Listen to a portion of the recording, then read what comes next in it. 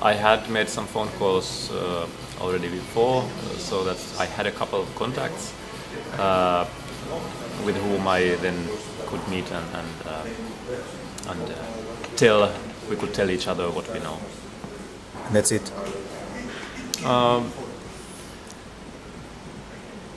Well, within this 1.5 days, I've got a lot of help from the colleagues, and just one Slovenian colleague said to me he still believes in like common values of journalism, and I agree. Well, of course you have to listen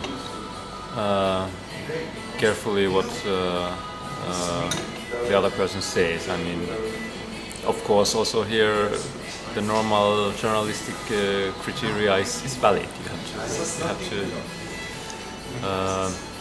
measure what you got. But I mean, that's of course not that I would somehow suspect what the colleague is saying to me. But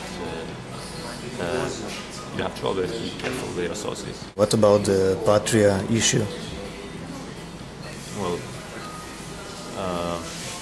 Well, for the sake of Finnish journalism, I hope that the colleagues in MOT program, they have enough evidence, so that if there is a court case, they will win it.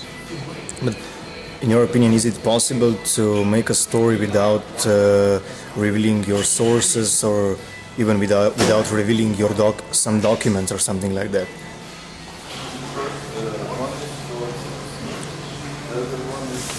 I wouldn't do such a program without waterproof evidence.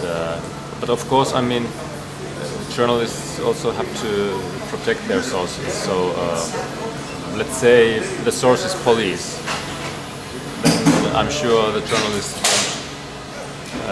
like to reveal that okay, it was the police who gave it to me.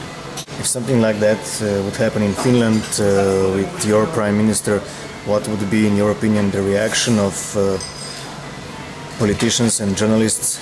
Well, I think generally speaking, perhaps the political climate, also the way of journalism, it's a little more moderate than here in Slovenia. But of course, I mean, if there were such a case, of course, every paper, every TV channel would make an own effort to find out what the truth is.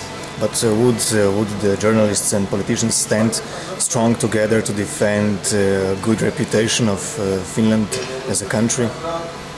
I don't think so. I don't think so. I mean, nowadays we know Finland as a country where there is really few corruption cases, and then of course I think that's a value, and that's a value which journalists would like to preserve, and of course the political system as well.